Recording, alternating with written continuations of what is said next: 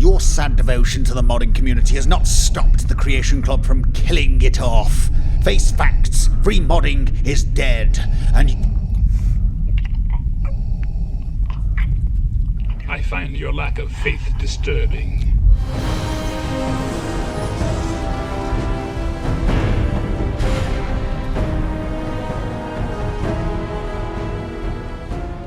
As you all know, the Creation Club arrived not so long ago, and it received a somewhat mixed reception. On the one hand, you had people whose reaction was fairly critical and pretty negative, but on the other hand, you had people who reacted more...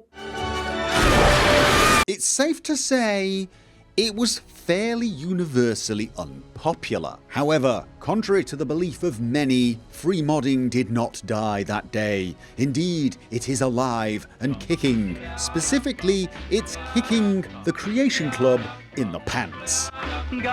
One of the first Creation Club oriented mods I saw was a mod that removed this news section. Why? Because we don't care. We don't want to see this, and we don't want to be constantly reminded that it exists. Well, with the No More Creation Club news mod, it's gone. You still have the Creation Club option on your menu, but that's reasonably easy to ignore. These constant messages telling you about the deal of the day, they're gone. Now you see it, now you don't. It's as simple as that, and even I couldn't drag this mod description out any further. Now, not everybody can afford large SSDs for their gaming, and thus disk space is at a premium and should be used sparingly. That's why the Creation Club might be annoying a few of you, because of course it downloads all of the assets for the Creation Club content, whether you're using it or not. And right now, at the time of this video, it's 681 megabytes.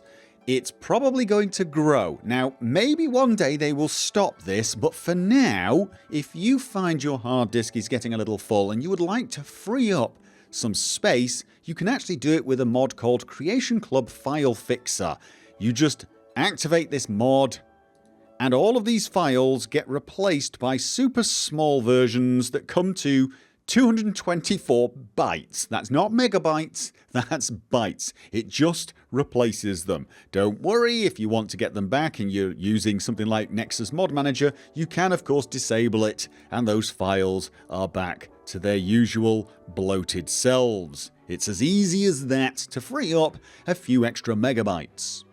Another major problem with the Creation Club is the fact that whenever they add new content, they also update the executable, and this means F4.exe stops working until the script extender team can fix it. That can take several hours, and if things are really busy, perhaps even longer.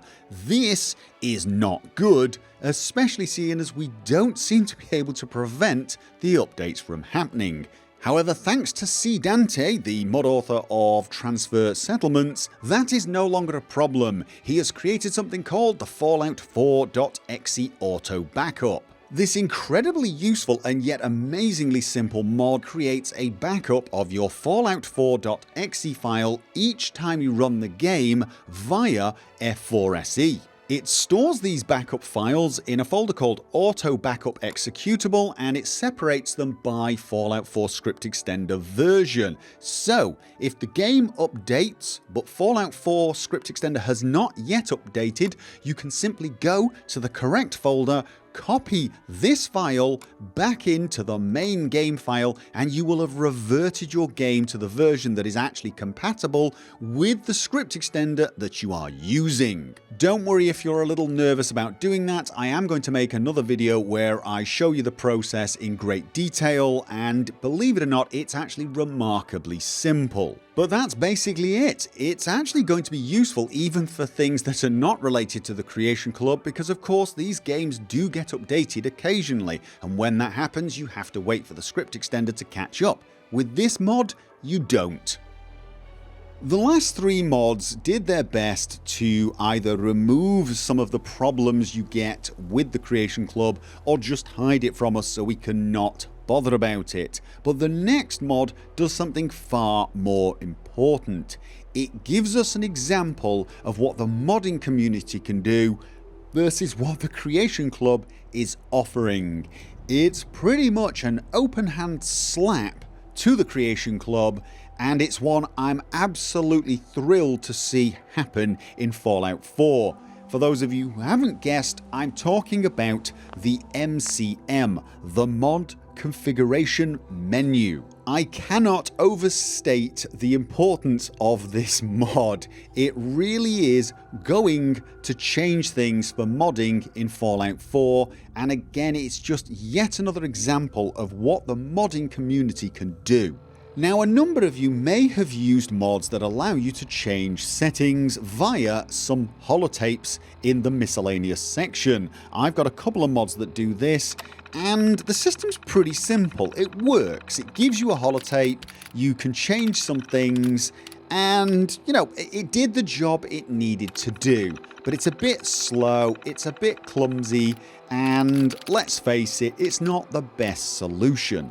In contrast, the mod configuration menu is completely consistent with the normal game menus and gives the mod author a lot of options they can use for, well, pretty much anything. You've got text, buttons, you've got functioning sliders, you've got drop-down menus and toggles.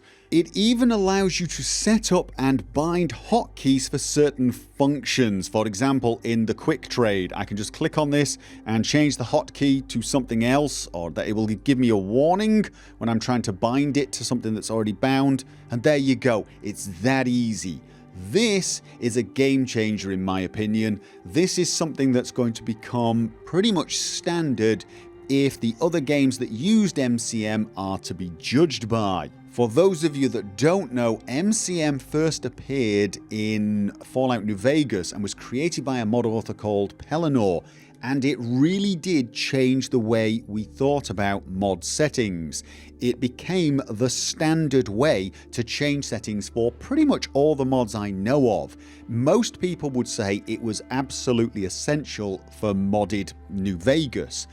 The MCM then again appeared as part of Sky UI in Skyrim, and again is almost essential for many of us. I mean, for me, I cannot imagine playing without Sky UI in general, but the MCM was a big part of that. And the fact that it's arrived in Fallout 4 is amazing. I am going to be converting all of my mods to use this.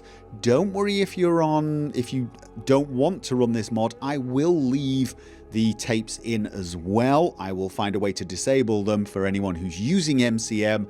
But honestly, I think a lot more mods are going to start using this, and after a while, this will become standard. I can see no reason for not installing it. This is absolutely superb. I love it. I am so glad this mod author has created it, and just go and install it. Trust me, go and install it. And that is all for this video. I know it's been a while since we've had a mod vault, and I can't say for sure when the next one is going to be. I'm going to be working on my own mods as I've already mentioned. However, I have noticed that you guys have continued to post some great screenshots for me, so I'm going to use them to end this video here. Thank you very much for posting them, and if you want to contribute something to appear at the end of one of these videos, I will leave a link down below to a video that will show you exactly how you can do that, and let me thank you in advance for doing so. I hope you guys can join me on my next video, and I look forward to seeing you there. And until then, remember, as always, have fun. If you're curious as to whether I've covered a mod in one of my videos, feel free to go along to my website, gophersvids.com, and check the search functionality out. Just type the name of the mod you're interested in, open up the settings, and filter by mods only. Click for search, and you will see whether or not I've covered that mod. Click on the mod, and it will also show you any of the videos this mod appears in.